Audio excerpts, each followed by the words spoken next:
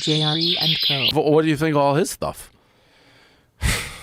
I don't know what's happening, right? Like, what really happened, and why is Romania going after him? Are they being pressured by someone else to do this? Like, what is the reason why they're doing it, and what do they have on him? I don't know. Yeah, well, that to me is the right answer. Nobody knows. A lot of people are acting like they know. If you go read it, well, they want him, which is crazy. They want him to go down, and they want him. He represents something. He represents toxic masculinity. He is sort of toxic. I mean, he says crazy stuff. They seize his car collection as investigation continues.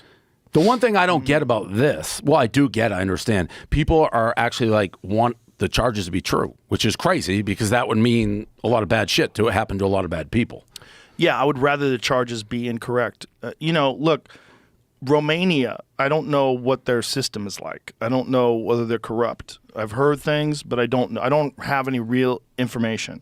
So I'd be talking out of my ass to say, if he really did sex traffic people, if he really did all the things he's saying, well, I hope that gets proven in court, and I hope he gets punished if he really did that. If he didn't do that, I hope he gets exonerated, and I hope he gets the fuck out of Romania. I don't know. I don't know what he did.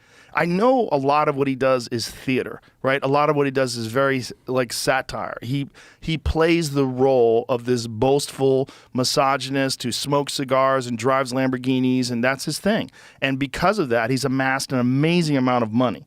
And he's done it by doing this character, this online persona, but then also says very wise things. He says ridiculous shit, but also says really interesting things. He's a very smart guy. If you listen to him being interviewed by Patrick Bet-David, Patrick Bet-David interviewed him after he got canceled off of all social media. And Patrick is fantastic. He's really good at letting people talk and talking to everybody. And Patrick is so wealthy and so successful outside of the world of podcasting that he only does it because he's interested in it.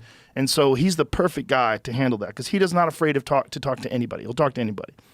And so he had him on for a long-form conversation. They talked for hours, and you get to see this is a very intelligent and calculated guy. You might not agree with his message. You might not agree with all the misogynist stuff. You might not agree with, and I don't agree with it.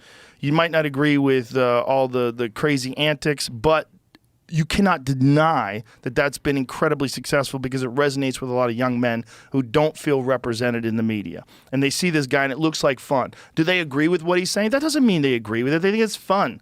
It's like pro wrestling. He's like a bad guy in pro wrestling. He's a heel. He's smoking cigars with his Lamborghinis.